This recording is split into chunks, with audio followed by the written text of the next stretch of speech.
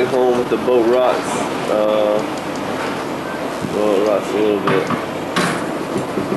This is a little bit smaller than what we've been having, but gives you an idea of how it really rocks.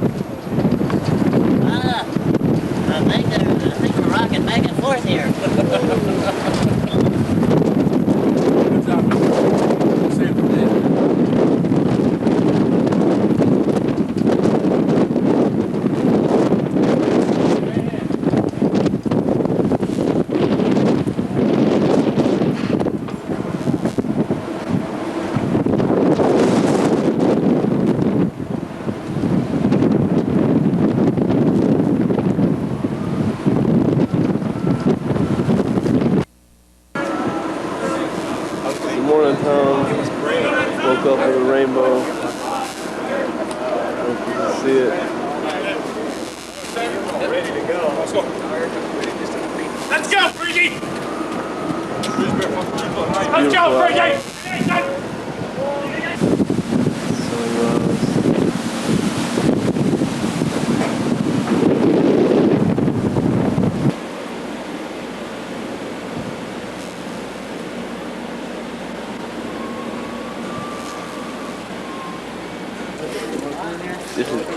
Oh, glad that wasn't taller.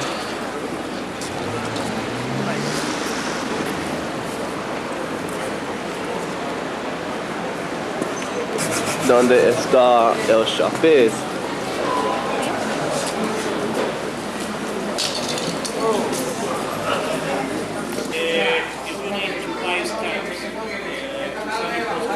El tour guide.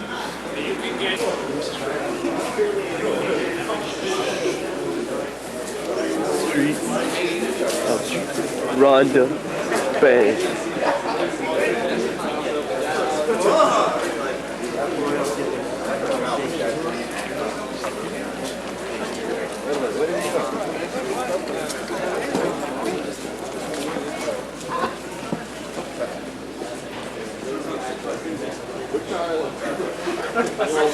Yeah.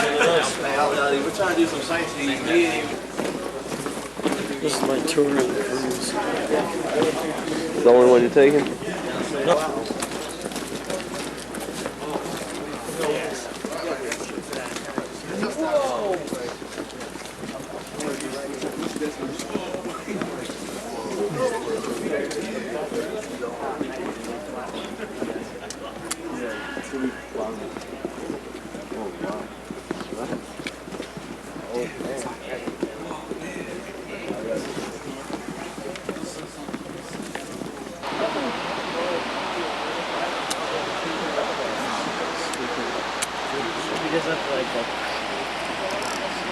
It's in the middle of the little city they got going on.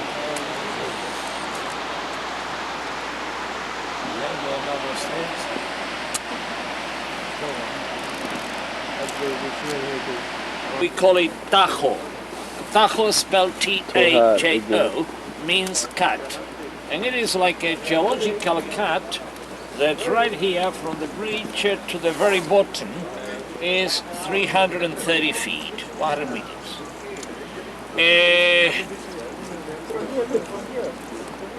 The bridge, new relatively speaking, built between 1751 and 1793, was open to traffic when George Washington was still president of the USA. Bridge, right, yeah.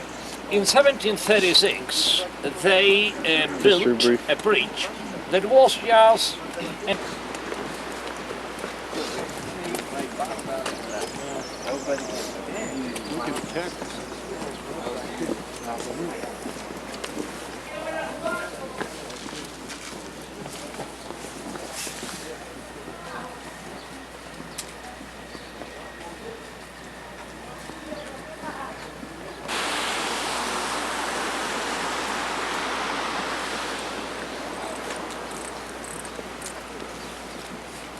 Yeah, you need to take her over. Put one away, take the other one out. To walk all along the back. The cheaters of the church. Till 1833, in Spain, we had the Inquisition, and people had to go to church. Till General Franco died in 1975, it was convenient to go to the church. Well, they think, they consider it something. They figured they couldn't waste us. Wasted too much. No, they didn't think they were working out.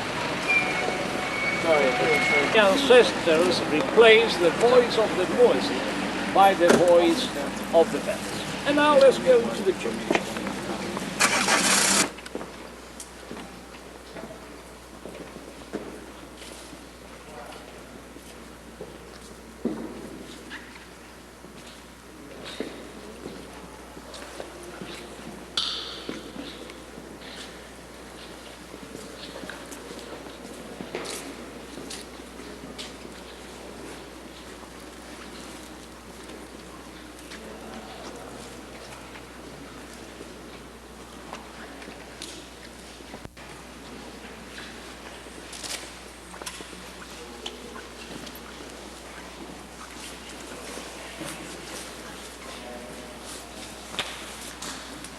Okay, folks, let's see if it's all the other side of the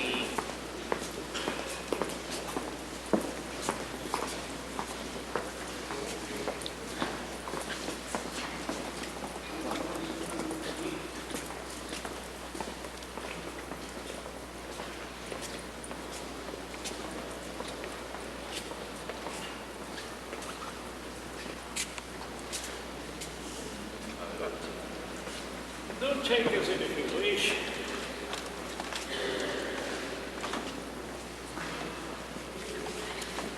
Do take us in if you wish. The Moors used to have here the main mosque. The Christians took the city in a mosque. In a mosque of a certain importance, there are always three parts. There is a praying room. The praying room here was from these pillars all the way. Now this is Ronda from the west. Before we have seen the old city from the east. And as you can see, the old city is all surrounded by the ravine. It was a natural fortress, as I told you, in the Middle Ages. To the other side of the cliff, the new city. There's the Parador, this building that you can see over there.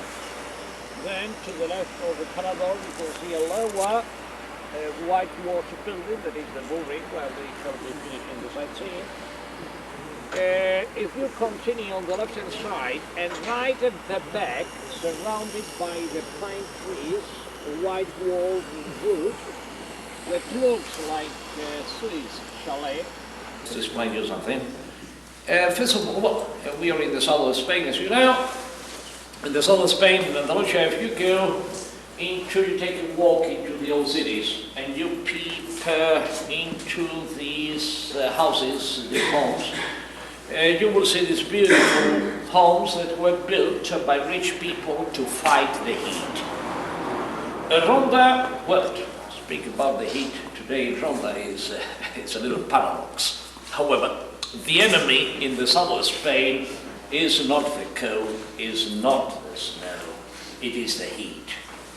In the south of Spain it happens a little like in the southwest of the States. Ronda is 750 meters above sea level, that means 2,400 feet. And in winter, like today, this morning was cold. Actually, we say that Ronda is a cold land where the sun is warm. However, to fight the cold, a few decades ago, people had fireplace, braziers, blankets. To fight the heat, there was no air conditioning. And in the south of Spain, above all on the plains of western Andalusia, around Seville, Córdoba, it's hot, July and August. 45 centigrade, which is above 110 in the shade. That's quite normal. And when we speak about those temperatures, we cannot understand, we cannot believe how hot it is. And there was no air conditioning, therefore rich people built these homes with architectural materials and elements that made the house cool. You have already seen that in the south of Spain, the predominant color, the color par excellence, is white. Whiteness repels the heat. Thick mortar walls, there's a good isolation. The central space of a rich Andalusian house is always the patio, the courtyard. And behind the house, the garden, the fountain, and these houses are cool and nice in the summer and cold in winter.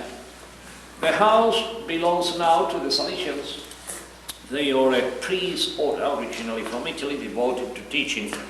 We visit the ground floor and the garden. The first floor, second floor, as you will say, in America, is private. It's a home for Salesian priests. In the garden, there is a wrought iron balcony.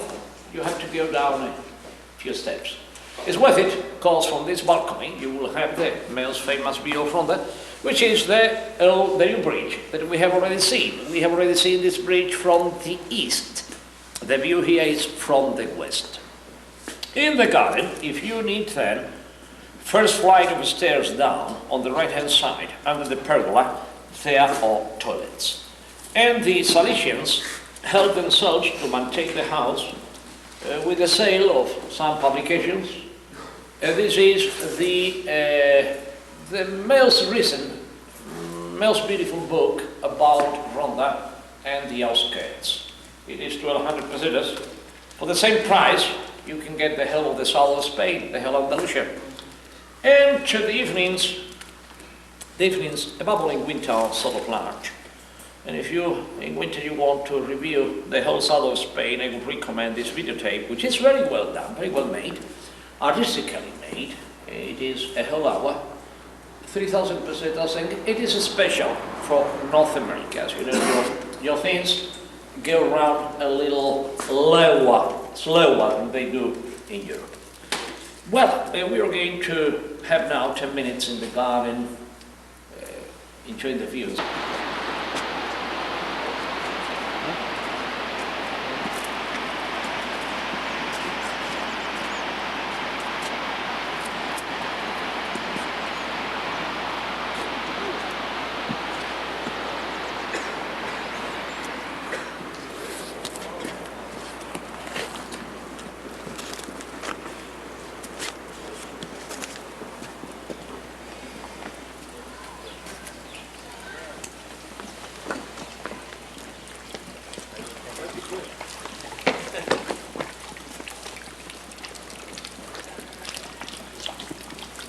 Oh, look, goldfish.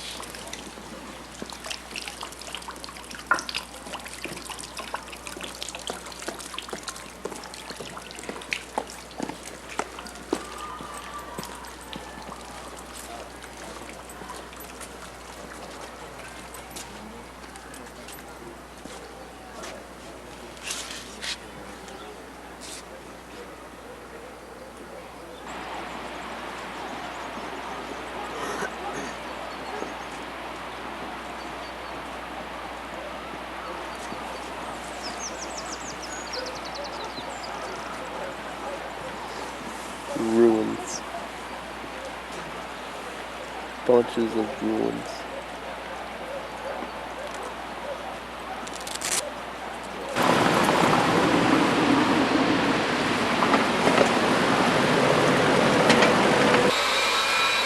This is the Borin.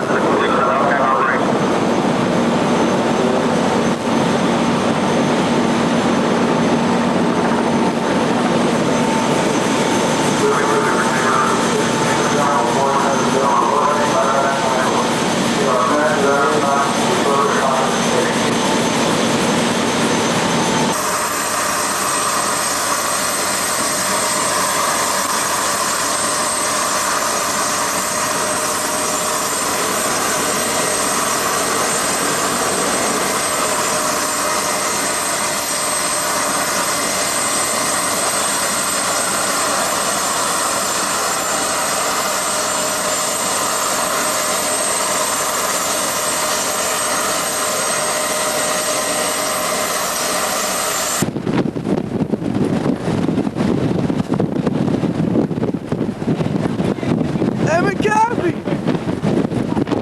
Y'all monkey watch? Monkey watch? Ain't seen monkeys yet?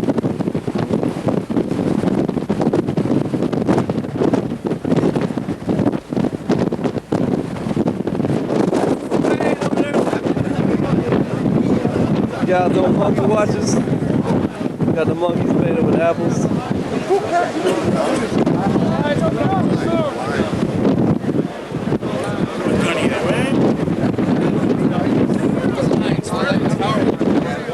Africa. Spain.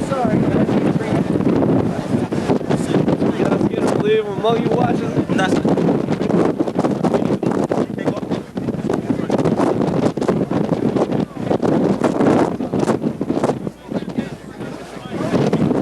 Kerley.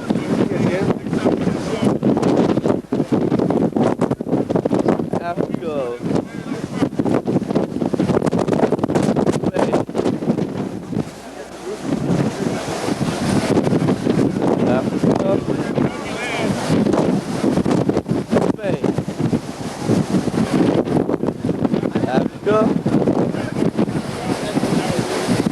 Spain. Out there is the rock at Gibraltar. Credential commercials.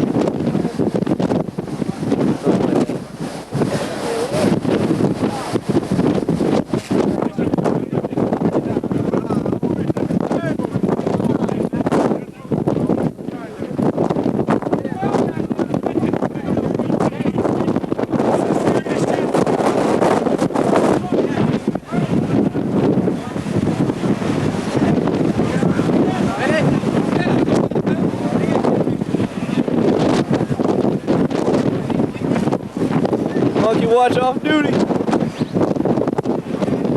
Honest before.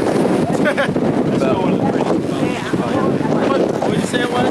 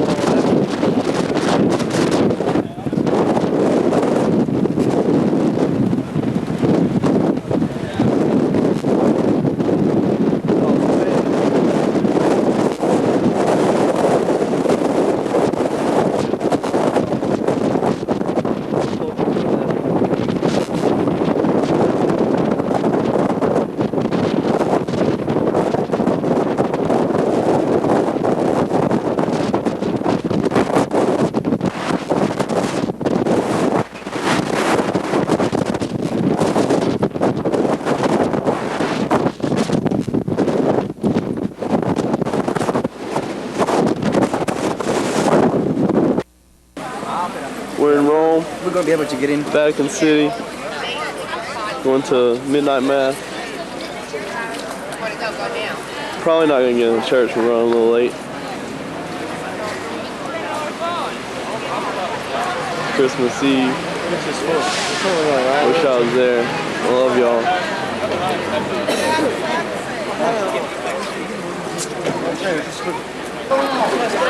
Now we wait for him. We'll wait for him.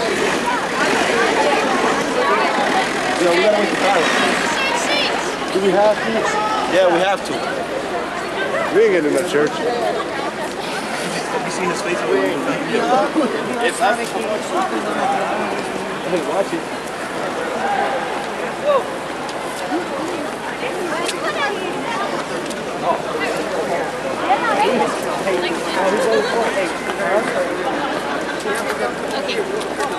Okay.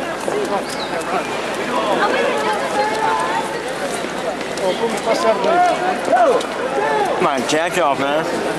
It's freezing. No, I got my bag underneath.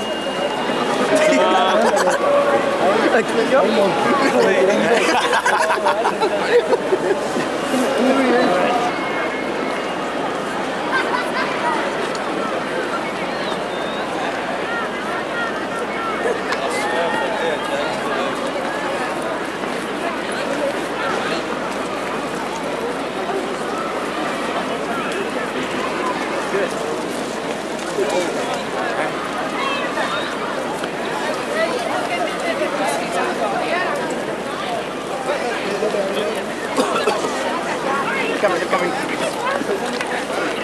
had niet gedacht dat ik op zo'n spannend zag. Vind jij ook niet een schekje? Ja, het is ook echt gewoon het event van vannacht is het event van de kerk. Het is een nieuwjaar. Het is een nieuwjaar, het is 2000.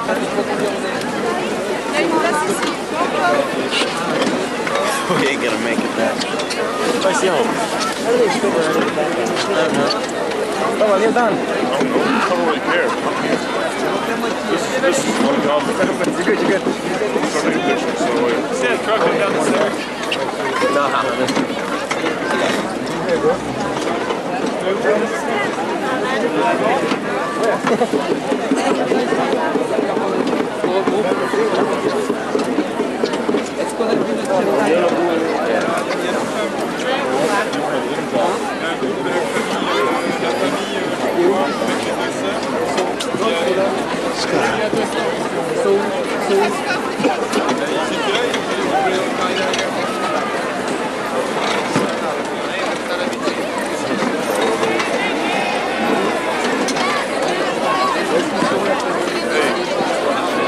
Really, you can't get much closer. This is nice.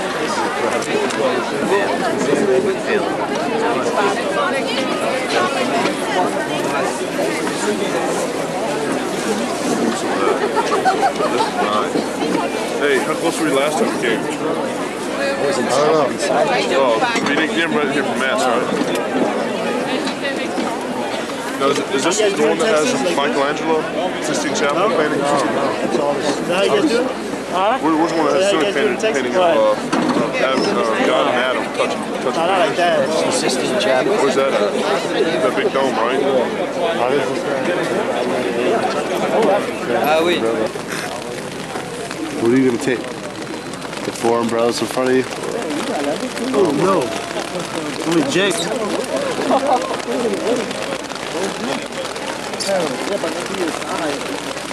It's raining outside. It sucks. This sucks.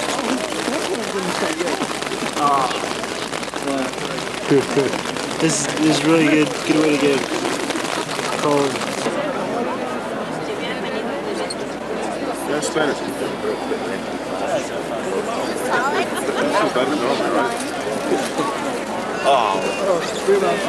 Vasquez.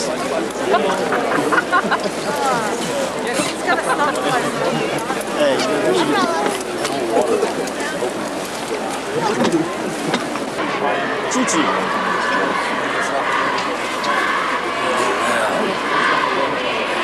This is like a football game. We got some like singing people over here.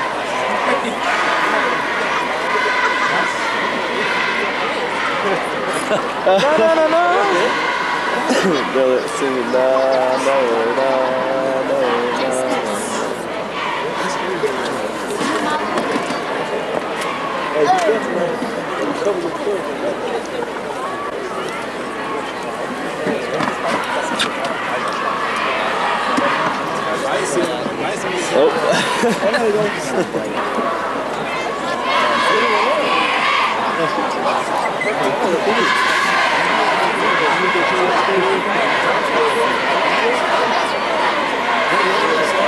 What are they doing? They're competing. Anybody know? They're singing the song.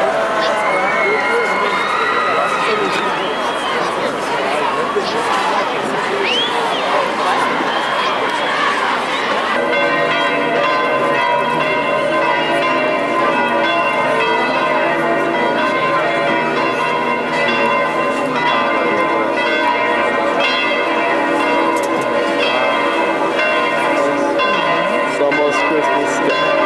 45 more minutes.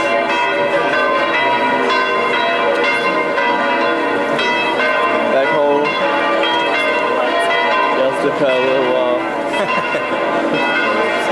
You still got about 7 more hours back home, 6 more hours. 6 hours and 45 minutes.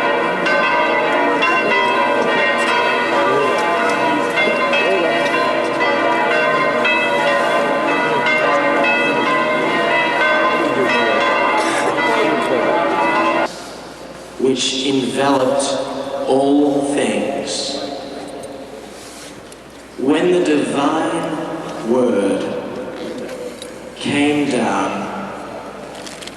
and the light shone on the shepherds who kept watch and heard with joy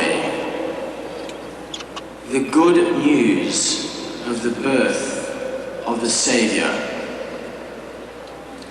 On this holy night, we too are gathered together to celebrate with the Holy Father, Pope John Paul II, the mystery of the birth of the Lord.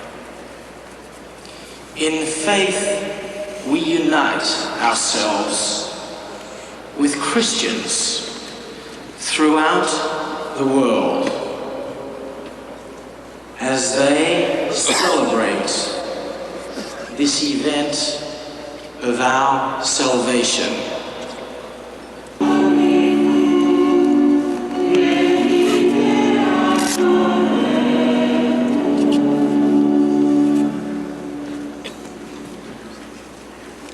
Dal libro della Genesi. In quei giorni Giacobbe chiamò i suoi figli e disse loro: radunatevi e ascoltate, figli di Giacobbe. Ascoltate Israele, vostro padre. Non sarà tolto lo scettro da Giuda.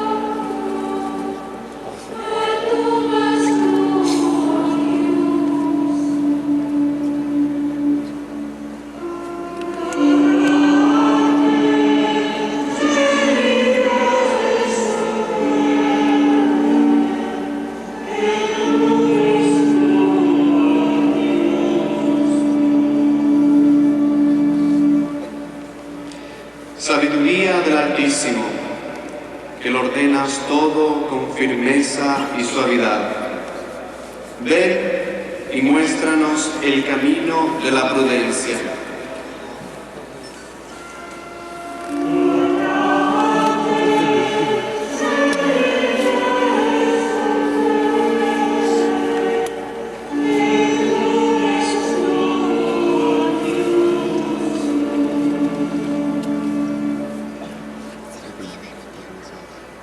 Ó rebento da raiz de Jessé, sinal erguido diante dos povos, vinde libertar-nos, não tem.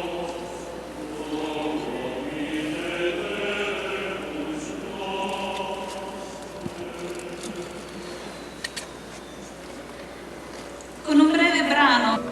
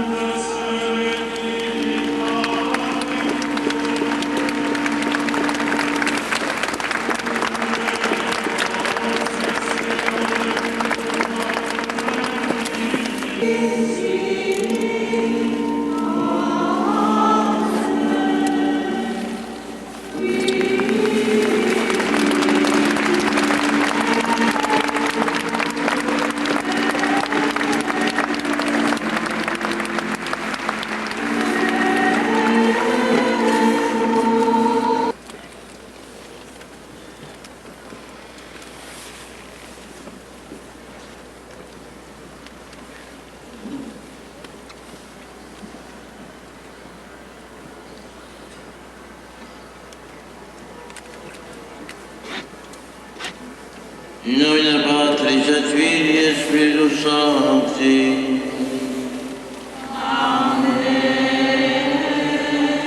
Ad glory.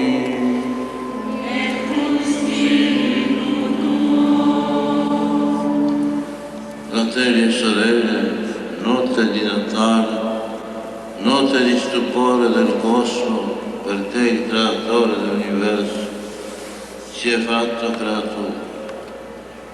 Notte di Natale, notte di stupore dell'uomo, perché il figlio di Dio si è fatto figlio dell'uomo per restaurare in lui la divina somiglianza.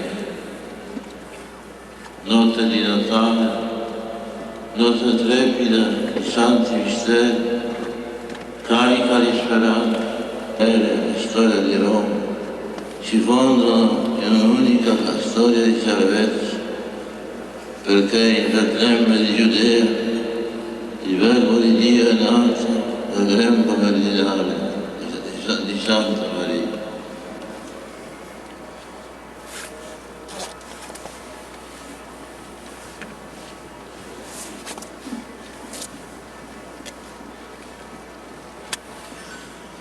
Octavo calendas Januari, luna vicesima nona, vicesimo primo, ab egresso populi Israel de Egitto, Moise dolce, seculo decimo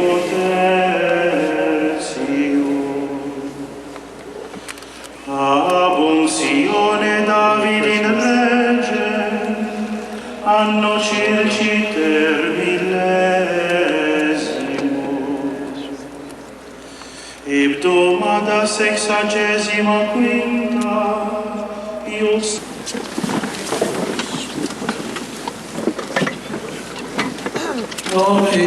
Gloria in eserciti Deo.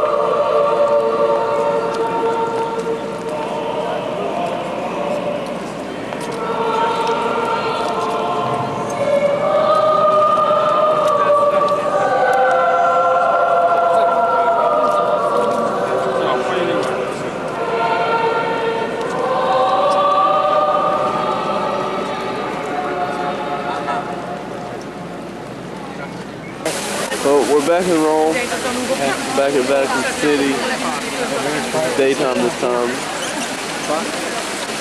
3 days after Christmas. This is what it looks like during the daytime.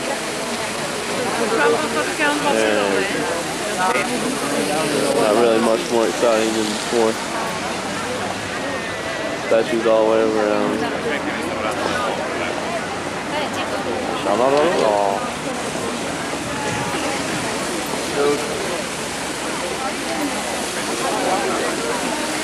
Everybody.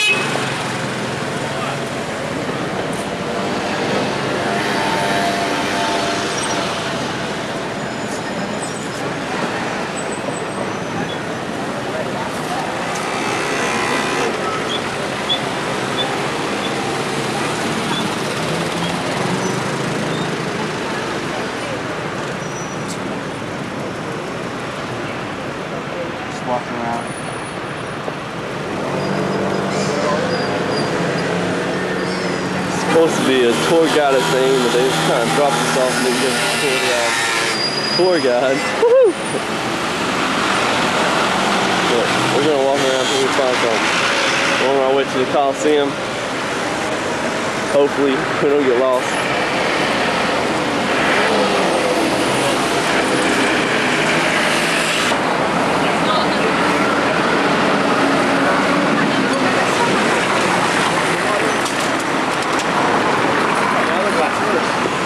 Basta, questo fatto. Cioè, allora, lei fa la deficiente. Non è colpa tua e non è colpa tua.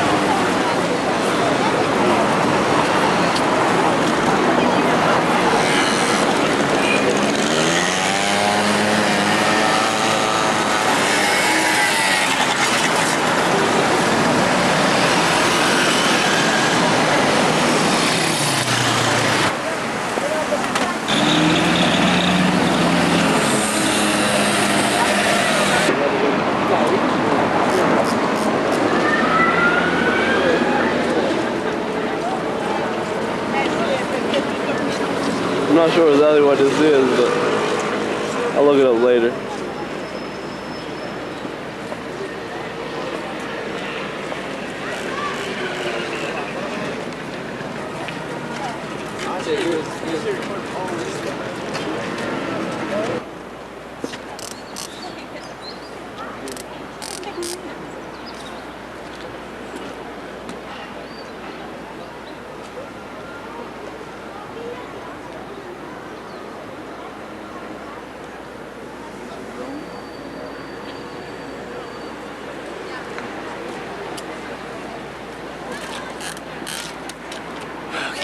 All this stuff is a couple of years old.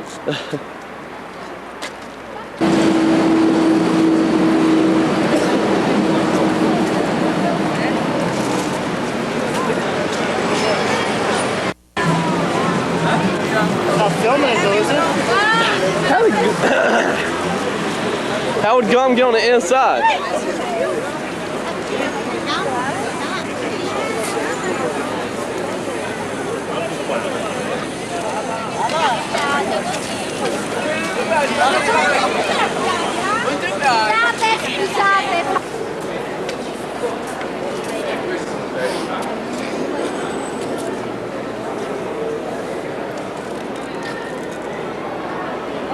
Postcard. One American dollar $1,000 lira. 20 postcard. Win. 2,000 lira. One American. All right.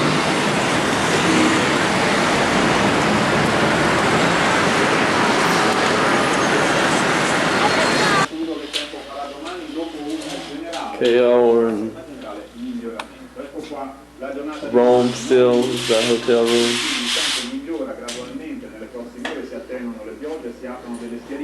Ma nel corso della giornata, dal pomeriggio in poi, nuove nuvole si riaffacciano sulle regioni occidentali, soprattutto portando di nuovo delle piogge e qualche temporale. It's the bathroom. That's where you wash your butt. Where you use the bathroom. Pretty nice.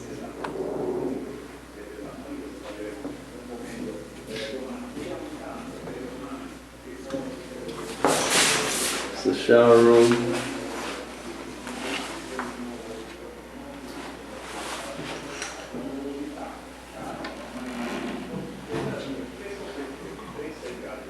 Le temperature massime, le minime resteranno stazionarie o in leggera diminuzione. Le massime previste per domani, anche qui non ci sono molte variazioni perché l'andamento del vento, la presenza più o meno del sole, come dire, si compensano in qualche modo, quindi i venti prima settentrionali, poi di nuovo in parte meridionali, quindi questo passaggio. Down on the balcony.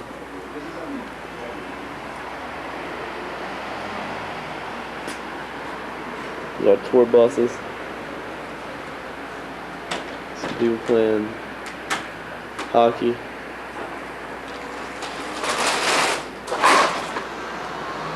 And that's about the extent.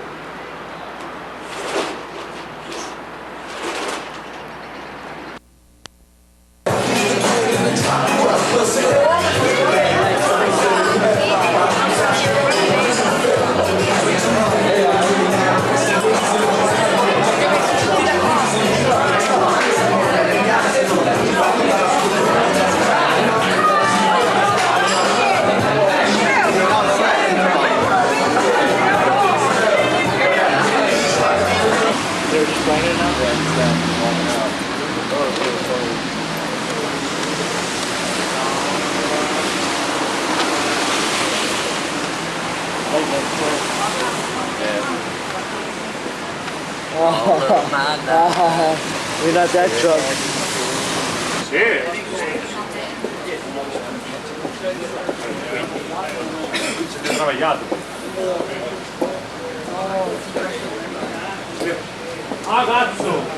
Don't really like Elvis.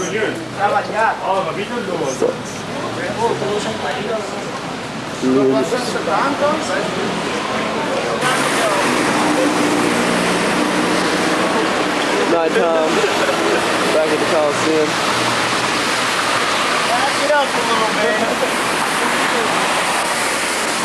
Hanging out, chilling, walking around the city of Rome. Wish y'all were here to see this. I love y'all, I miss y'all. I think about you and pray for you every day.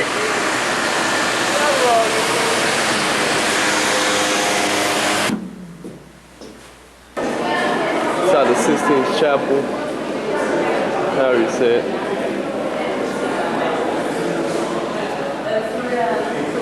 See the big Michelangelo painting.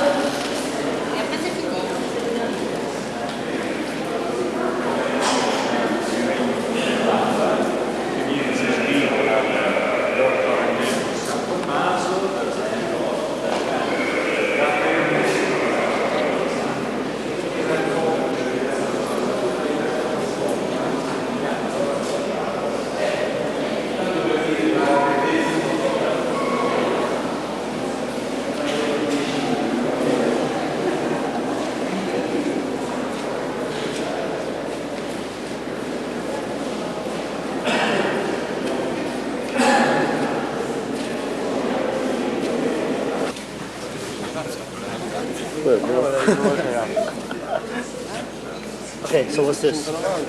Rose. Thanks. A whole bunch of rose. Expedition. That's why I'm the tour guide.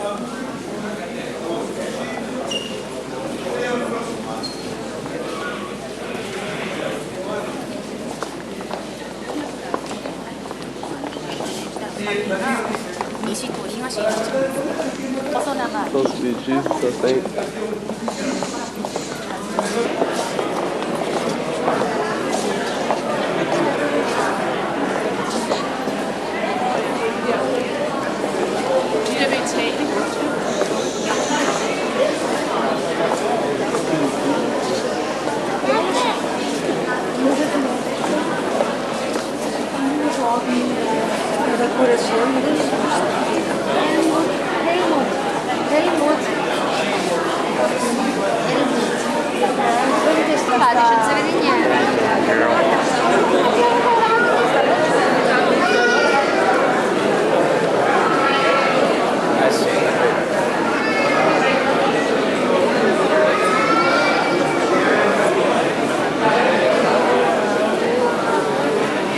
Who painted this giant masterpiece?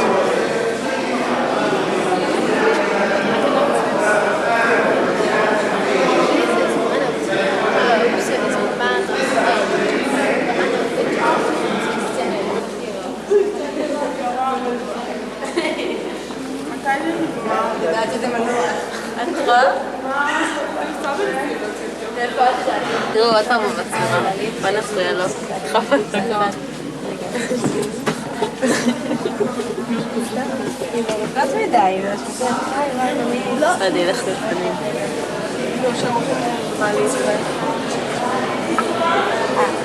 בשבילך.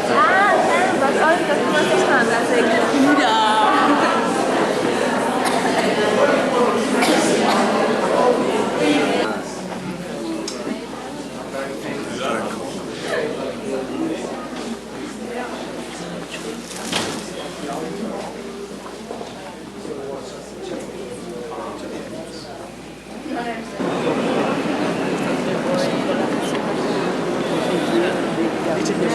si aprirono le acque.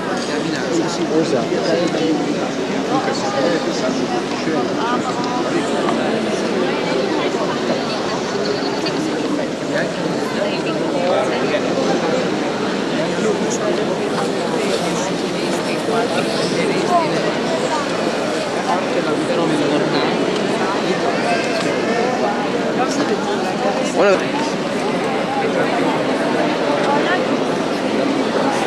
it's all obvious. Look at Asians. Yeah. Camera.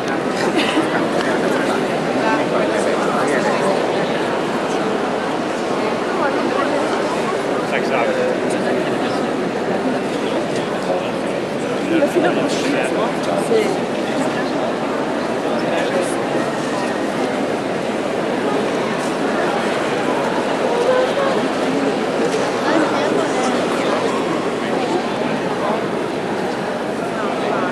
No video, please.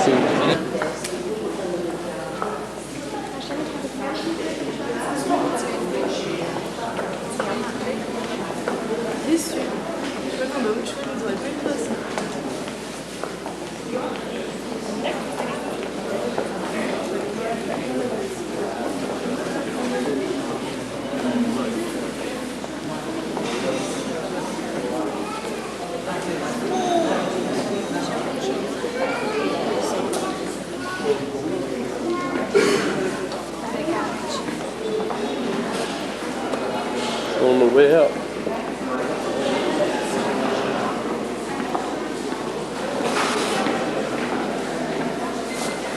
I got the whole.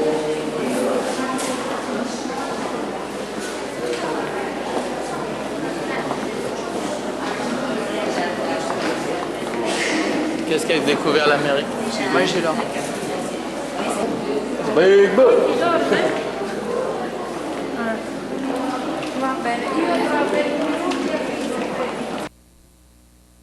We're smuggling drugs. Hey, I told you we should have paid to get on the subway.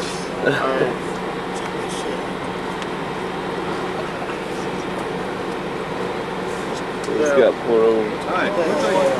Well, we didn't pay to get on the subway, so I guess they figured that out and got us on tape or something down in the subway, so they're pulling us over. Oh, we're somewhere in Italy. We're almost near Disney. We're trying to get back to the boat, but it's being delayed a little. It was just sauce we had at the Vatican. Got very little battery. I swear these are M&M's, not drugs. Only the green ones. Where's the diplomas? Well, guys, we gotta get a different driver because ours just got arrested. Valletta had no buildings at all at the time. It was completely barren. Okay, and then after the 16th century Great Siege, 1565, the Grand Master of the time, Grand Master La Valletta, decided it was about time that they decided to build a decent fortified city. Excuse me, all right? This is the only city in Europe which is completely surrounded by fortification walls. And it was designed by a military engineer by the name of Francesco Laparelli. Okay? If you actually look at the fortifications, you see that they are built in a specific way. They're not just built flat. You don't just have one line of board and that's it. One line of board and that's it, okay? You have their steps, okay? One is always further down than the other one. And that is because the area of Floriana, which is the area that was facing Valletta, was left spare, okay, of any buildings, mainly for defense purposes as well, and any of the soldiers that were on guard duty over here would have a clear view. Now, while they were on duty and they were watching, okay, somebody was covering them from behind. And that is why most of the fortifications that you see are stepped, all right? That was one of the main reasons that they needed a military engineer to design the fortifications. The actual town itself was also built on a grid system. We'll be seeing that when we go and see the plan on the right-hand side over there. You see that Valletta is actually built on a grid system. You've got long roads, and these long roads are all divided at right angles. They're all crossing each other at right angles. This is just in case. Over here, again, you had soldiers who needed backup forces. The backup forces that came from Fort St. Elmo, which is right at the tip of Valletta, had straight roads. They could come running straight up.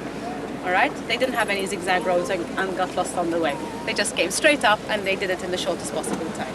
So everything that you see in Valletta has been built that way with a specific purpose in mind, okay? The buildings themselves were later designed by a Maltese architect by the name of Nassau. So you had the fortifications that were designed by Laparelli. Laparelli was a military engineer of the Pope Pius V, and Girolamo Cassar was a Maltese architect. So all the buildings that you see are all Maltese design as well. All right?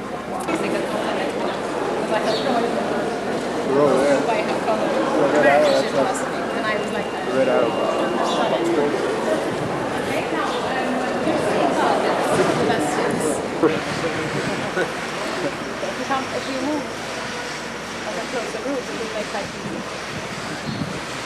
Mind the hole. Okay. You would have noticed that the town of Valletta, I mentioned the Grand Master La Valletta before. The town actually carries the same. Because of course he decided to build the town.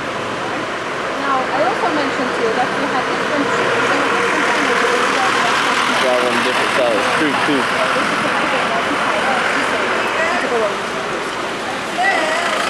He's on the wrong side. Steering wheel's on the wrong side.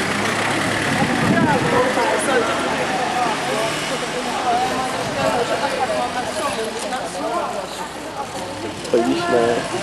The fact that eventually the John also chased out the Knights of St. John, and the Knights of St. John were always afraid that they were going to come here and chase them out of Malta as well, because the Turks also realized that Malta was Use that.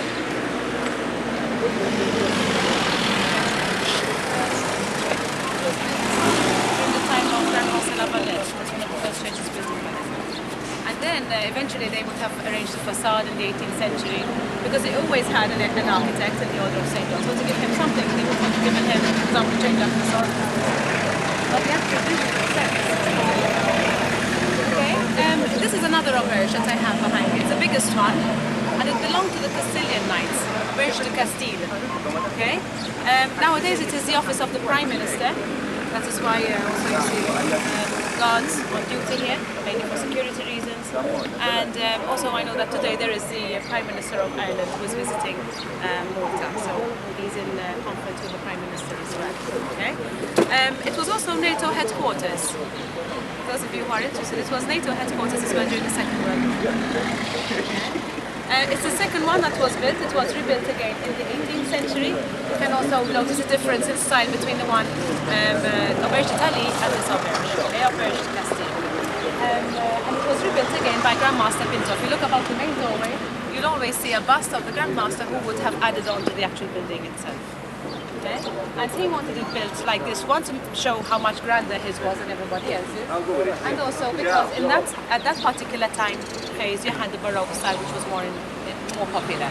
They didn't like this plain architecture. At the time they spent all their money on this Baroque architecture, which is all this fussy stuff that you see. Okay? There also was another law that was quite interesting. If you were, okay, I told you that the auberge belonged to the knights of that particular language, okay?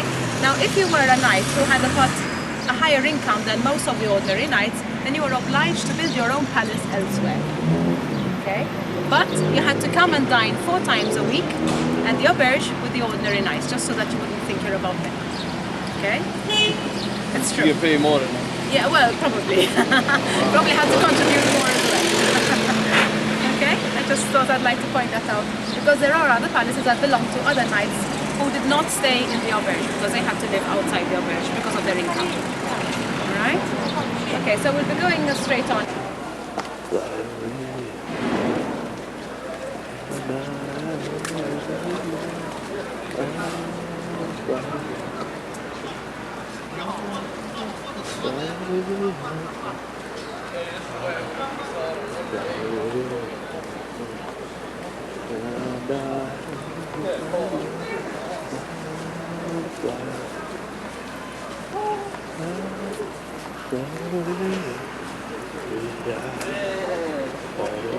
Oh, you got some good pictures, huh? Hey, that look like that boat off of the James Bond movie. Wow. Yeah, I know. He's up on the boat.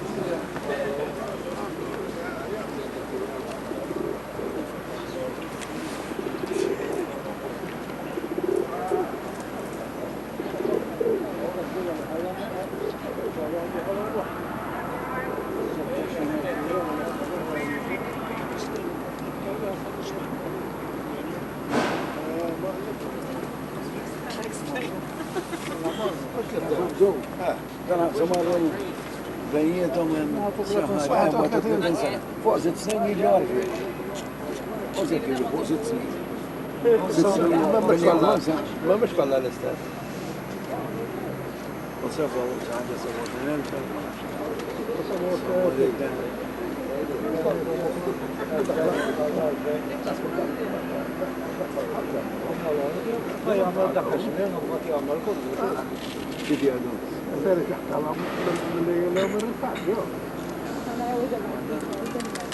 Okay,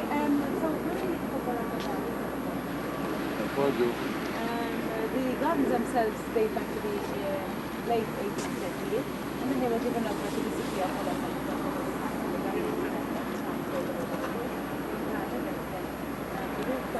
Was removed from the properties of Gates, okay, and eventually also the garden itself was given over to the Maltese. In fact, the name Baraka means a shelter. Okay, because they used to come up from the night before. If there was a feast, they would come up the night before, shelter over here, and then they would enjoy the feast that was being held in Valletta at the time. Ain't nobody look up and open your mouth. Pardon me? Yes, watch the birds, please. They have bombing practice at certain hours of the day, and I've already been one target. The last time I came in here, actually, it was quite funny. I came in with some Japanese guys, and I said, watch the pigeons, watch the pigeons. And they're all looking up, looking at the pigeons. And I told them, no, watch the pigeons because you know the pigeons, yeah? I said, oh, yes, yes. And they ran through, and I walked through like this. Voila. Right on. Anyway, okay. They're the head of you, if you can bear to look. You've got the 3 cities. The sun's coming. Yeah, the sun's coming in my eyes too. If you'd like to, I'm going to give you my back, so if you don't mind. I'm sorry. On the left-hand side here, you have the Fort St. Angelo, which is the first place where the first Grand Master settled down. Behind it, you have the town of Birgu. Now, the town of Birgu got its name from the old Italian meaning suburb. A borgo is a suburb. Okay. Eventually, with time, it became Birgu. Still known as Birgu locally, and apart from that, it was also given the name of Vittoriosa to commemorate the victory over the Turks after the 16th century period. Okay, so then on the right-hand side you have the town of Senglia, which was built in 1551, and it was built after 1551 because of another raid that was done by the Ottoman Turks. This was before the 1565 one, okay? So they decided to build Senglia to protect Birgu. In between the two, you've got the town of Cospiqua, also known as Bormla, and the 3 together make the 3 cities. Those are the 3 areas where the knights first settled, okay? Now, you have to picture Valletta as being empty of any buildings, and this is also the area where the Ottoman Turks attacked the Knights of St. John from. The only thing that was built at the tip of Valletta was Fort St. Elmo, which is right at the bottom, which we'll be seeing when we go to the Malta experience later on today. All right, later on this morning. So the Ottoman Turks tried to enter Grand Harbour from here. This is Grand Harbour, by the way. It is the third largest in Europe. It's a natural harbour. It wasn't man-made or anything. Okay, and it was also the place where the Knights of St. John had their navy. Right there, they had over there. That was known as Galley Creek. They had about 8 ships. Okay, they didn't have a very big navy, but they worked in collaboration with the Venetian navy, and they patrolled the area around the Mediterranean. Okay, so obviously that area over there was very, very important for them. So that was the area that they protected the most. When the Ottoman Turks came, they blocked off the entrance to that creek with a chain that could be raised or lowered. All right, the chain extended from St. Angelo to St. Lea Point over there, and they had the ships, obviously the galleys, coming. If they wanted to come out, they'd lower the chain. If they wanted nobody to come in, then they'd put the chain on. So when the Ottoman Turks saw how well defended this area was, they said, right, let's go in through the back door. And they moored on the other side of Valletta, okay, in the Marsamxett area. Those of you who went to Portugal would have seen the other side, the Marsamxett harbour, okay, that's where all the cruise boats are.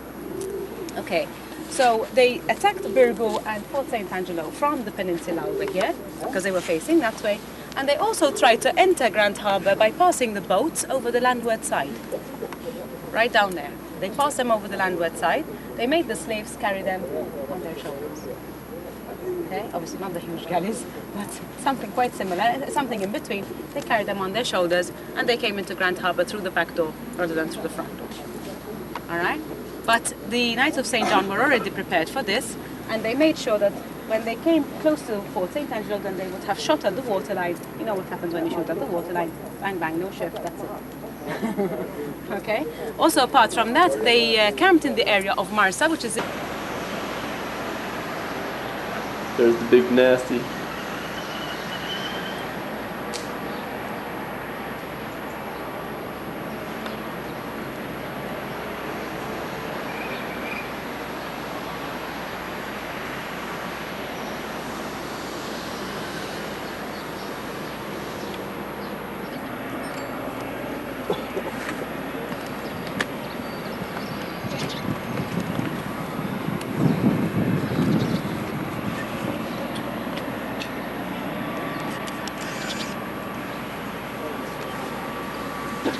This is a ditch. Mm-hmm. And we're gonna combine the two channels, the harbors. Canal. I don't know what kind of boat could fit in there.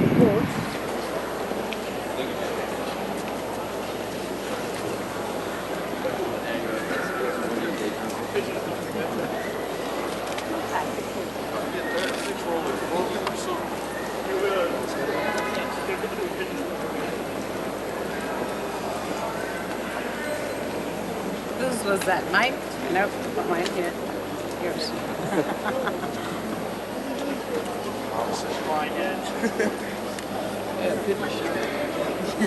So these would have been bombed. And the church is still standing. Well, they did, but it withstood the attacks. In fact, only one particular area was damaged. That's the area of the museum on the right-hand side, right at the back.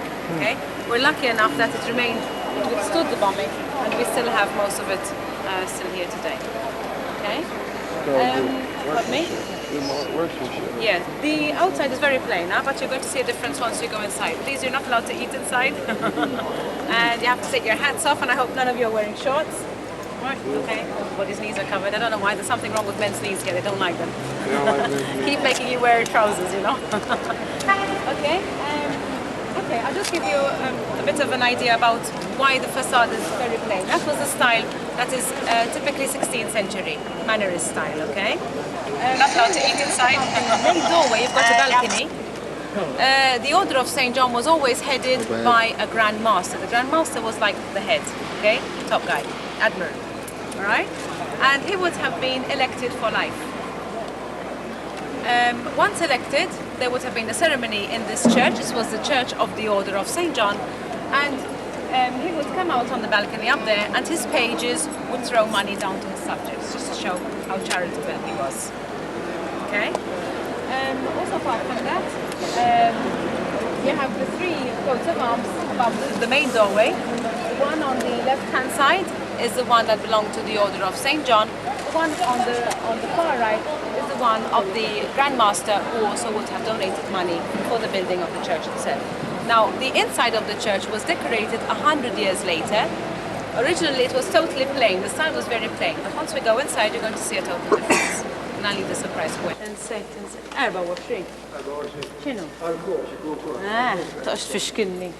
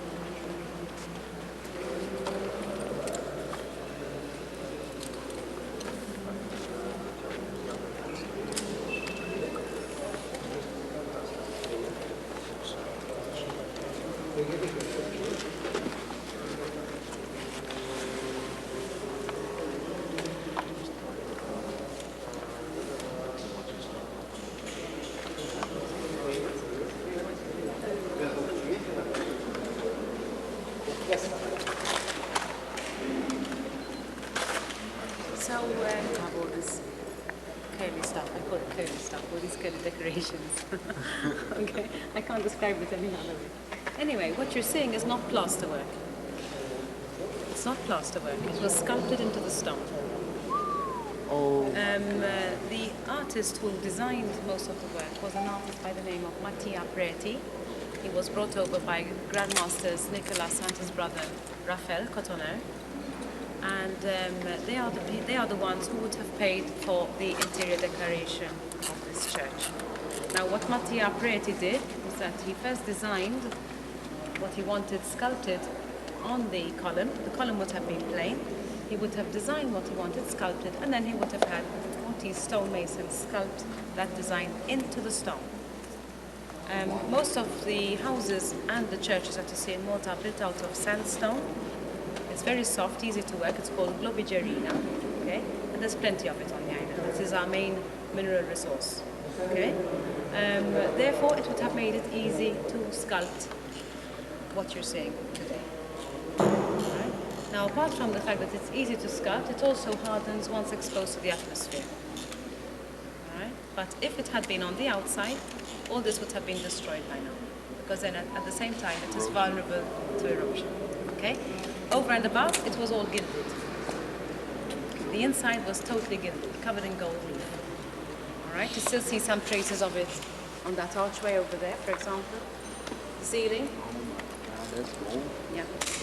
And also in some of the other archways, in some of the other chapels. Okay? This is also one reason why we're collecting donations. If anyone would like to donate something to the church on the way out. On the way out. Beautiful small. Okay? Also, apart from that, I like to mention that the church is divided. This was the main church of the inside of the temple. Any big formal ceremonies, right?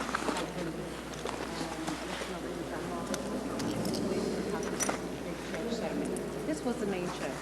Then, if you look on either side of the church, you've got 4 chapels on either side. 18 episodes from the life of St. John the Baptist. Okay?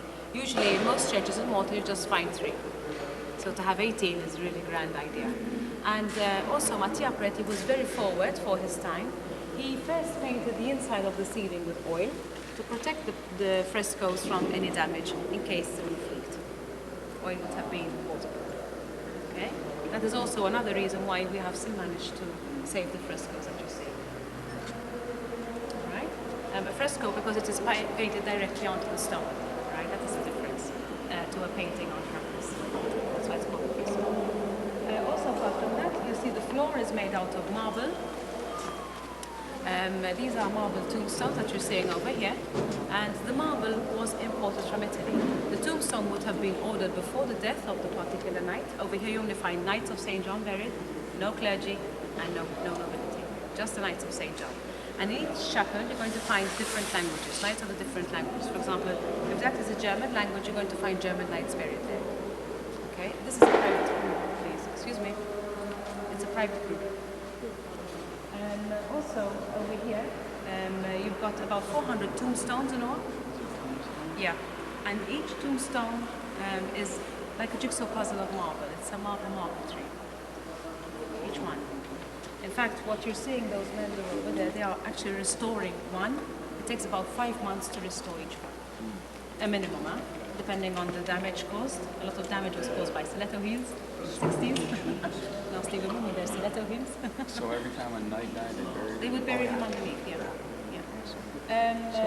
It takes 5 months because they would have to lever out each piece. Remember the question? They would have to lever out each piece, okay? Clean the area where it is. If it breaks, they'd have to make a template and start all over again. All right, then they'd have to fit it back in again and fill it in again with resin. Question? Okay. What did you say this building was called? St. John's Folk Cathedral. St. John's Folk Cathedral. St. John's Folk. I thought maybe the sunlight. Okay.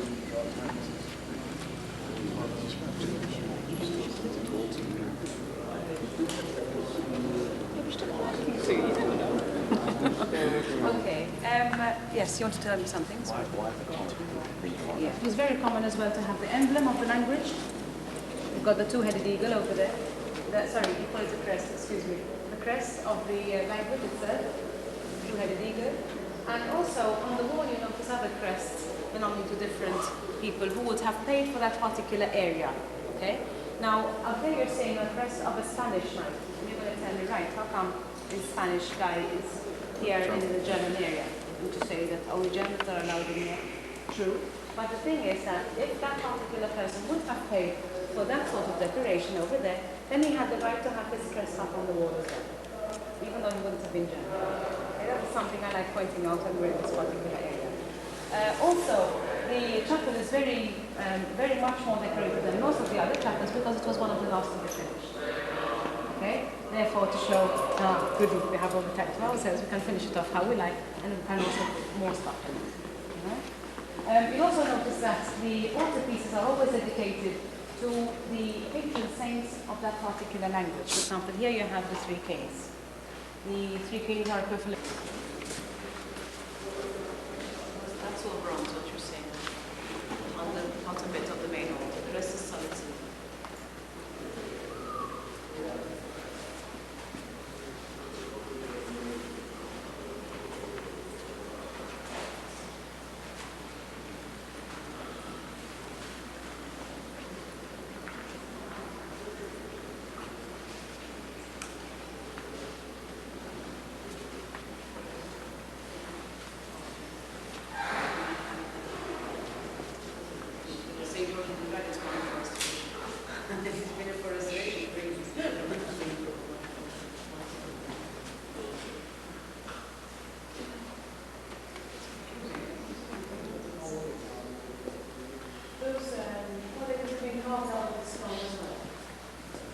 They are copies of the columns in the Vatican, that Bernini columns. And there are also another copy on the other side, in the other chapel.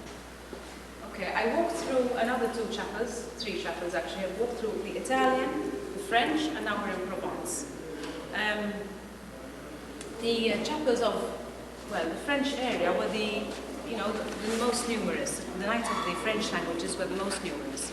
And that is also one of the reasons why they were in charge of the hospital of the Order of St. John, mainly because they had the most number of people to be able to run the hospital itself. Wherever the knights were, there always was a hospital set up. Okay? In the hospital as well, they also served people on silver plates, solid silver plates, because they considered it to be more hygienic. Okay? And they also had a high success rate of curing people. They were well known throughout Europe. In fact, people were sent over to Malta so that they could be cured in the hospital of the Order of St. John. Okay? That was in charge of the French Knights were in charge of it. Here we're in one of the second areas of France. This is Provence. You have France over here. On the other side of St. John's, you've got Auvergne. Okay, those are three areas. And then, for example, you would have also Castile and Spain as two separate languages. Don't forget, there always is this problem. Even today, for example, you have the Basque area in Spain, you have the Catalan, and you have people still considering themselves to be independent of the main area. All right? Over here, you have two monuments. The one on the left-hand side is the one of Grandmaster Lascaris, and the one on the right-hand side is Antoine de Paul. And Antoine de Paul was one of these grandmasters who didn't really look after his vows of obedience and chastity. He's the one who had a girlfriend on the side. And Lascaris, who succeeded him, sent the girlfriend into a convent to make up for his sins. He wasn't a very popular grandmaster, in fact, but he did set up education, and he also set up most of the schools of anatomy, for example, and also of navigation on the island. That was also, the navigational school was set up in Birgu, and the School of Medicine and Anatomy and the education in general was set up at the lower end of Valletta, and two of the candlesticks and the lectern, the light over there, is solid silver.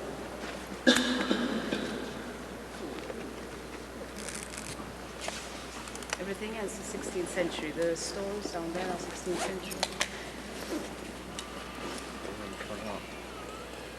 Frame up. They're very strict about it. No, because the flash upsets the paintings. Right. So we're not allowed. That's the main.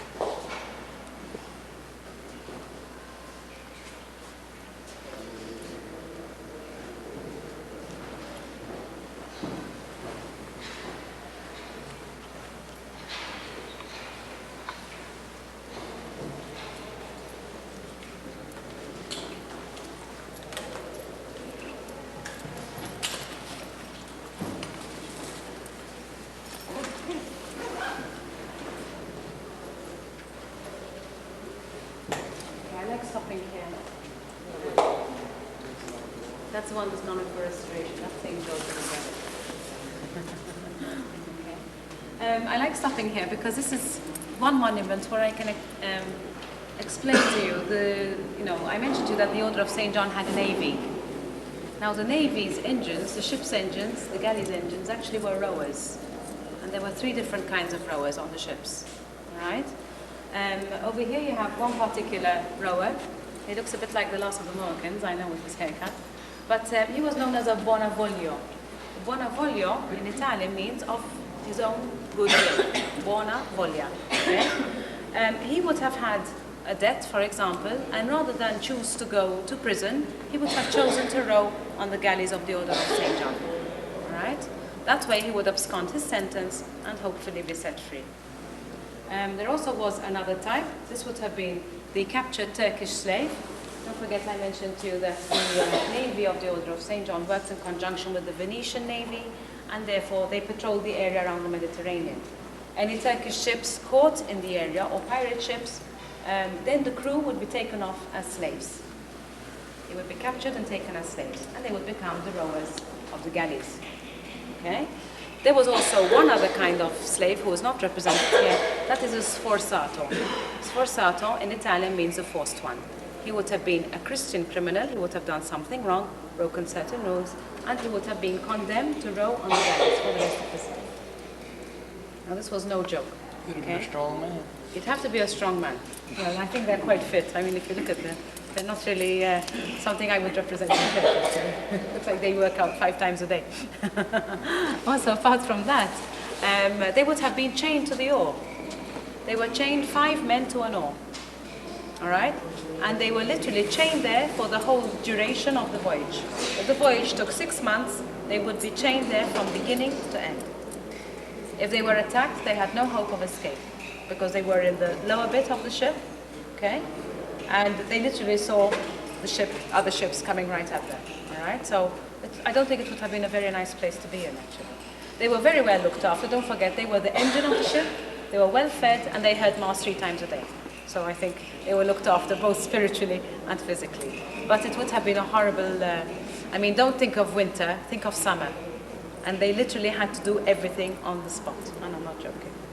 I mean, when you read some of the descriptions, they just had sort of holes in the deck for everything just to be washed away with the seawater.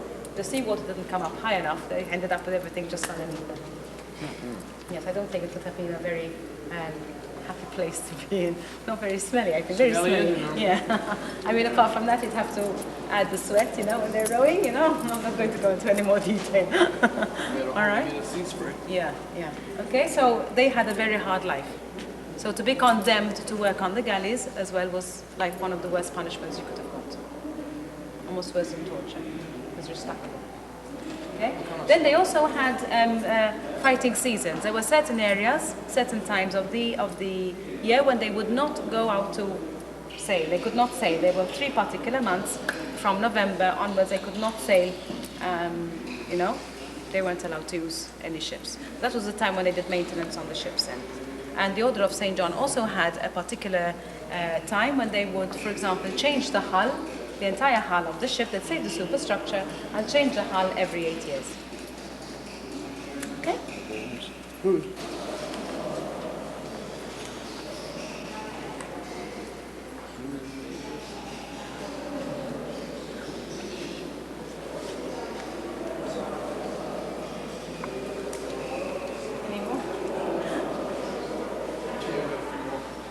It's really becoming small, isn't it, the group?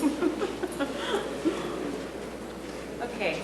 I like stopping here. This is the final stop in the church, and then I'll give you a bit of free time. All right, so you can all breathe a sigh of relief outside. Over here we have a monument dedicated to Grand Master Manuel de Villena. I'll talk more about Manuel de Villena when we get to Mdina, because he was partly responsible for the rebuilding of half of the town of Mdina. Okay. I like to point out this particular monument because of the way it is designed. It's very, very fussy in design. This is more than Baroque. It is Rococo. Okay, it is a step after Baroque. Then by contrast, on the other side over here,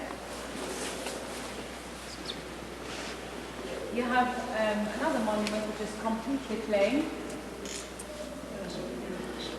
by contrast, and the Rococo style was followed again by the Mannerist. They went back to the plain stuff. But this is the monument that belonged to Grandmaster Pinto. You have Pinto Wharf, in fact where you came in is Pinto Wharf, right? That is named also after this Grandmaster because he built those buildings that are right opposite your ship. There's a small chapel and the warehouses, okay? He was the longest serving Grandmaster of the island, and he went one step ahead over his friends. He didn't have an ordinary portrait made. He had his portrait made in mosaic, which is like a tiny jigsaw puzzle of marble. Okay. And obviously he did that so that, because he realized that the painting would fade over the years, or would even fade, he decided to have it in marble. It was a tiny, tiny pieces of marble over there, so that it would last forever. And it was also a copy of a portrait that was done for him by a French artist by the name of Favre, Antoine Favre. If you come closer, you can see tiny piece. I was mentioning to you that the old Roman town of Valletta extended up to the church that we've just gone past, St. Paul's Church. Okay, that was where the boundary walls of the Valletta town were found. Okay, now the Romans had a law. If they wanted to bury somebody, they could not bury them within the town limits. They had to bury them outside the town limits. Okay, that is also one of the reasons why, from the church in this direction, this is where all the catacombs have been found. Most of the catacombs on the island of Malta have been found concentrated in this particular area. Okay? Once you've seen most of the catacombs, you've seen them. Okay? We know that they were only used for burial purposes, never to avoid persecution by the Romans, because by that time the Romans had also been converted to Christianity, so there was no need to try and avoid the Romans at all. Okay? We do know that there was a time when they were slightly different to the ones we're going to see downstairs. During the time, the Punic era, which is also the Phoenician era, catacombs actually were just like a long corridor, and you had the spaces dug out here and there in the rock. Okay, that was where the bodies were placed and then sealed off. Okay, so we think also that the catacombs that we're seeing today, a lot of the catacombs would have developed from that basic idea of literally putting somebody in the rock and We have different kinds of catacombs, different kind of burial sites. One of the ones, the most numerous ones, are called loculi. They are the ones which are horizontal niches dug out of the rock itself, and again we're going to see a hole there where the slab of stone would have fit. Then they would have plastered everything over again. So there's an inscription on the outside so that whoever it was could commemorate who was buried in that particular area. Okay? We have another type known as a canopy tomb. This is a sort of square tomb that has been dug out of the rock. Everything you see has been dug out of the rock, and those have been placed for maybe 2 or maybe 4 people. And then you have a sort of arch shapes. You have 4 arch shapes with 4 columns in the corner. Okay, and that would have been like the canopy on top of the tomb. That's why you got the name canopy tomb. And then in certain other catacombs, not in these, so there are others known as the saddleback tombs. They're very similar to the canopy tombs, but instead of having a flat top where the slab of stone would have been, it would have been like a saddle, okay, sort of slanting rooftop, and then you would have had the people buried from the front of the tomb rather than from the top. There is one other kind of tomb as well that I haven't mentioned yet, and that is the arcosolium. The arcosolium was a sort of arch shape from arco is an arch, solium is a sill. So you have an arch-shaped silled tomb. And again, you would have had a stone cut out to fit exactly that sort of semicircle on the tomb itself. That would have been placed for just one person. Now, particular catacombs, not in these but in others, we have still got some frescoes on the walls. Frescoes are, paintings directly on the walls, not in these, in some others. And we also have, for example, the stone slab that would have sealed off the tomb would have had tools of a particular guild. We have found stonemasons' tools inscribed in this stone, and we have also found surgeons' tools. So we also know that particular areas were reserved for particular guilds, and also, for example, we think that the more elaborate tombs would have belonged to more important people, either Roman dignitaries or maybe even somebody from the church, okay, things like that. So we know that there are certain areas in other tombs, in the longer tombs, in these, which have been assigned for these. Okay. Another feature which is very common in Malta but not abroad, we have something known as an agape table. The agape table is, the name agape means brotherly love. It's a private tour, excuse me, it's a private tour. It's known as it's called agape table, it is called brotherly love, it comes from the word brotherly love, and it is a sort of raised table cut out of stone, and the people would lie around it, okay? Would lie around it. Excuse me, it's a private tour. We'll be seeing that downstairs. Now, in some of the catacombs, these tables were actually destroyed, and this was because they were used as a sort of wake. In your country you have a wake when somebody dies, and somebody passes away, you have like a small feast. Well, in this case, it was used for the wake. Okay, that's what they would call the food. Instead of having a small meal, they ended up with a very big banquet, and the church decided, right, this has lost all its solemnity, we have to destroy the tables. So rather than destroy the tables, what happened was there must have been a problem with the internet that day, because the word didn't come through to Malta. Our tables got away with it, but abroad all the tables were destroyed. We do have a couple that were destroyed, but then they would have built another two, something else to replace them. Usually it would be shifted from one place to the other. Okay?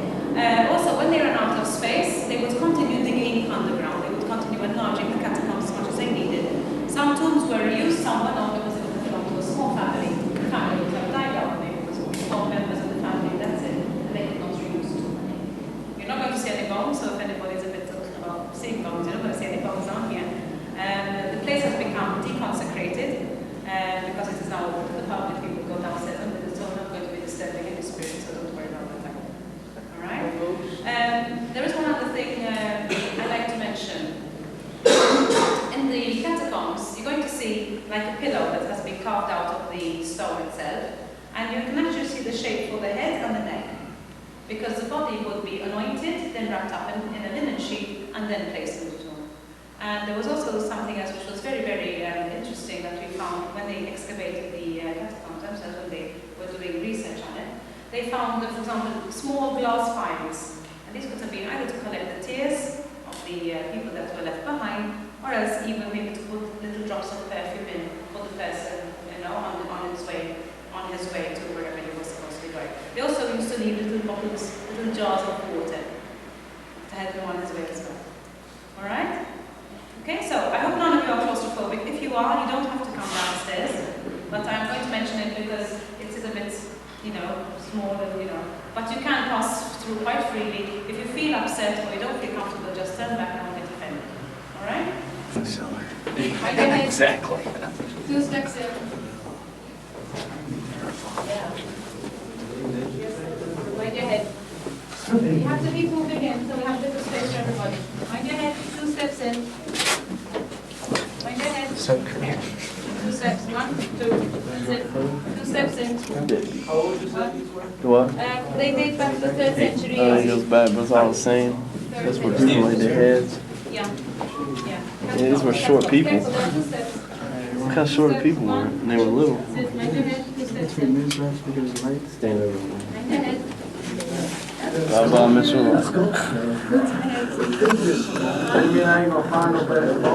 It's considered to be the holiest, and the locally that I was explaining to you are these areas like this, okay? But then they would have a border around them. In this case, this part is known as the exedra, and this is the area where they would probably hold things like a chalice or whatever they would have done for the final, like a final mass, something like that, okay? The arcosolium would have been something similar to this one behind you. Notice there's only a place for one person.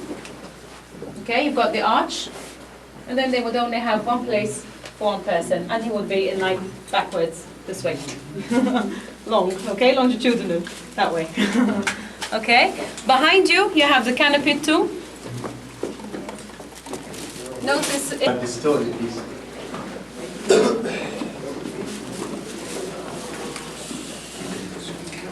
Okay, good afternoon. We are at the grotto in here at the place where St. Paul the Apostle, the patron saint of Malta, when he was shipwrecked on the island of Malta at the year AD 60, he stayed at this grotto during the 3 months. The grotto, made by the Romans 100 years before Christ, cut out by hand tools, and it is joined with part of the catacombs. Those which you see up there, those are the beginning of the catacombs, which the grotto and these parts of the catacombs belongs to the church, and the other parts belong to the state. At the ceiling of the grotto, we can see all the marks of the hand tools, hand chisels. Statue of St. Paul, sculpted in marble, sculptured in Italy by School of Bernini, donated to the grotto by Grand Master Emanuel Pinto, a Portuguese Grand Master. And the silver galley imitate the ship, donated by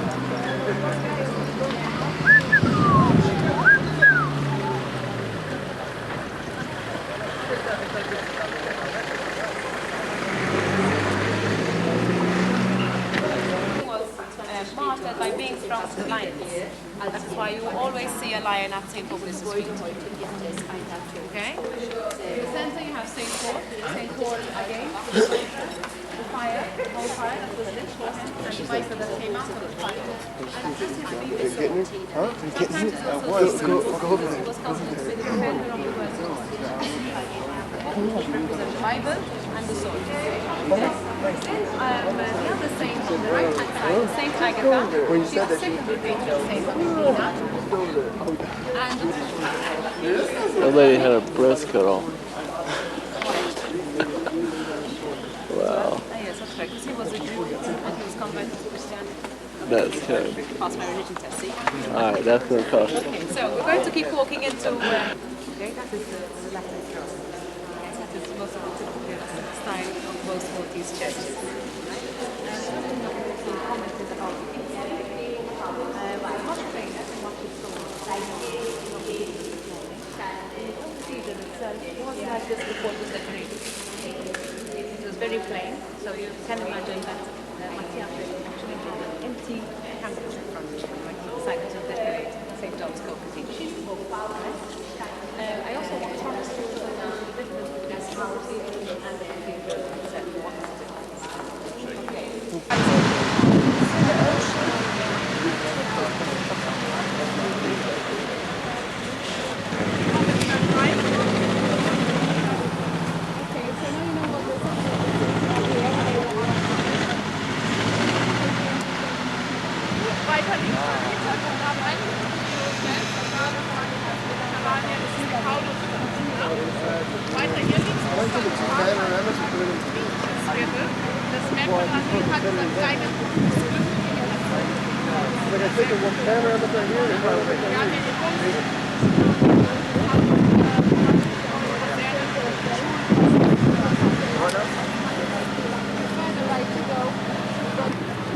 I'll get a panoramic of this one.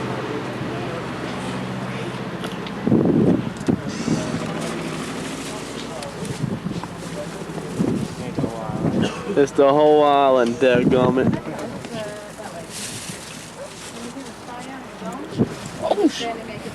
She's only been here half of her life. Her whole life.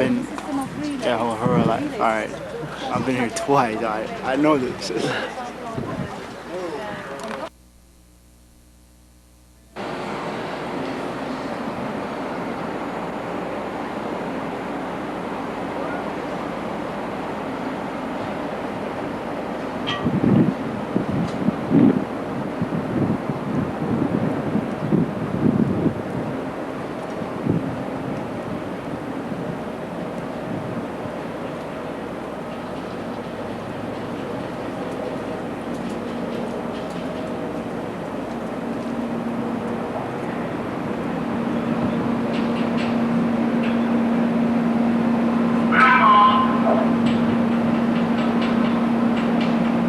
Where we came in right there. Malta. It's a beautiful place.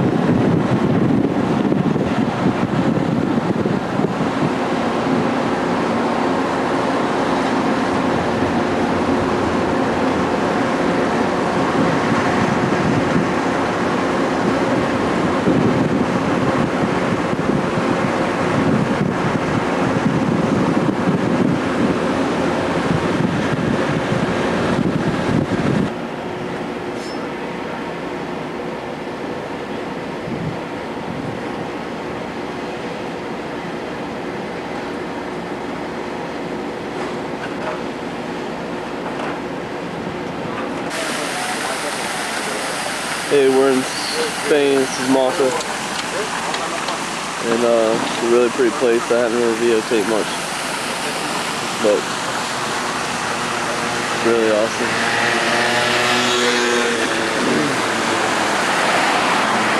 They're having a fiesta tonight. They're having some bands and some fireworks. So probably get a little bit out on tape and send it to you later on. But, we'll go for now. I'll talk to you later.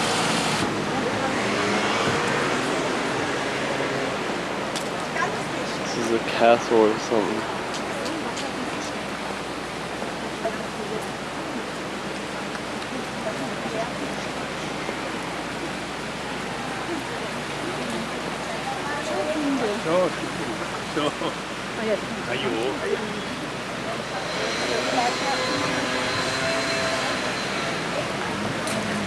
Digo, claro.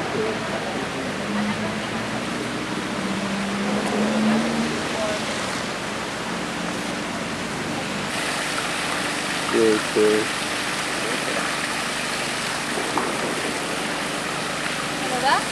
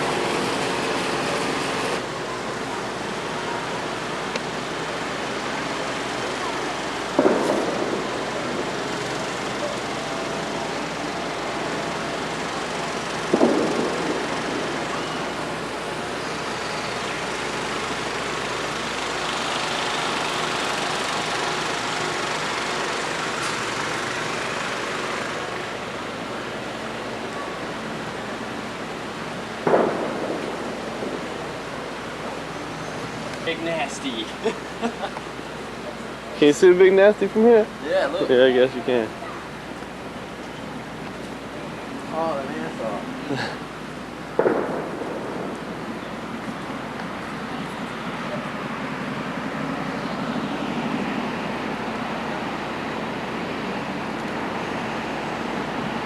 Wow, that's an ugly boat.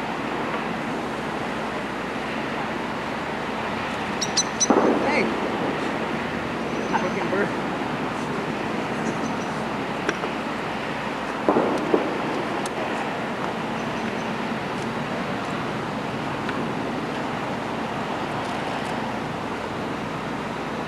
They told me that technology is amazing. They make yourself a boat. It's like they want to be like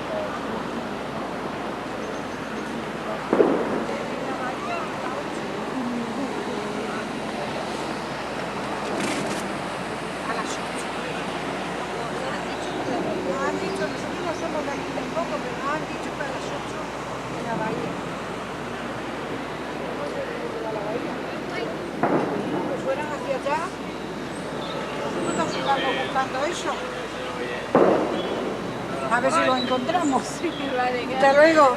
Mira, els ocells, la llevant. Allò són ocells. Allò, quines plaques noves.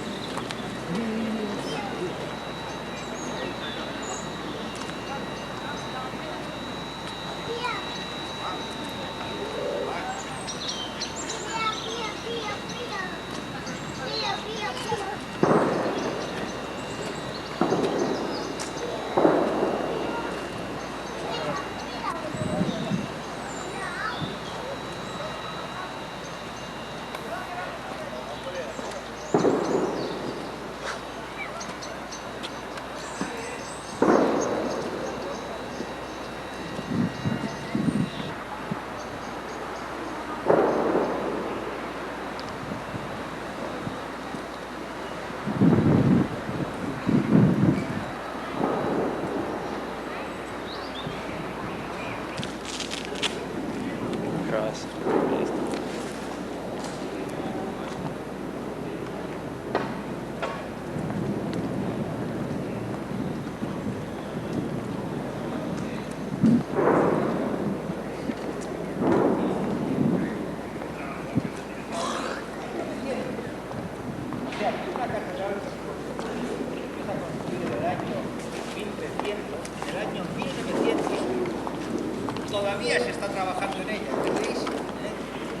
This cathedral is 700 years old. They started building it 1300.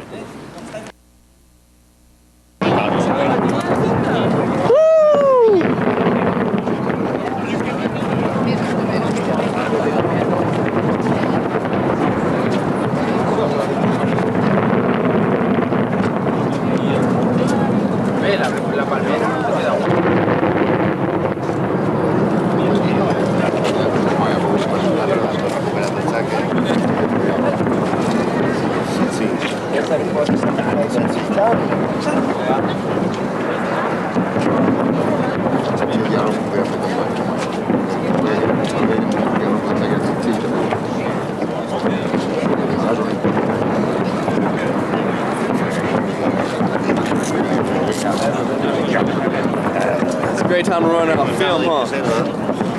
My freaking camera's going.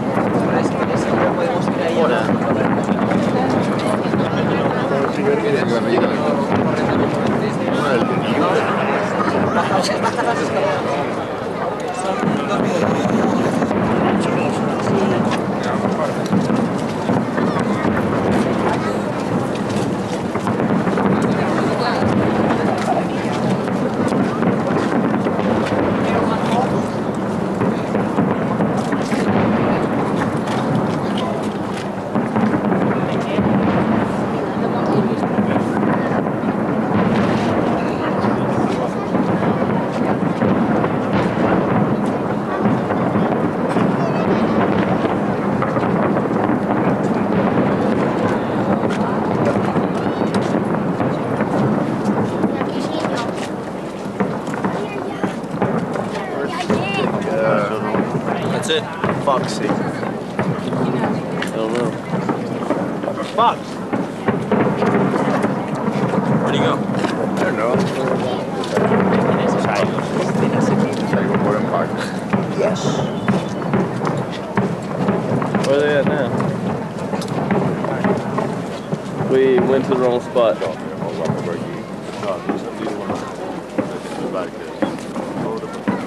We're walking, right? We should stay down there. It's the bargain. Pretty cool.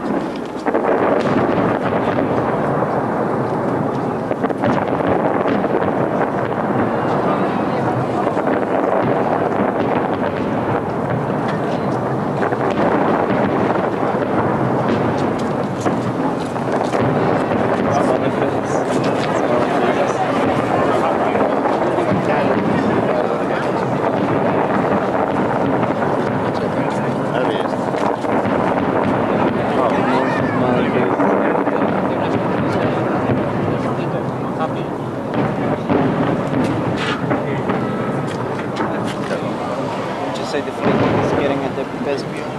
Yeah. We definitely should stay down there.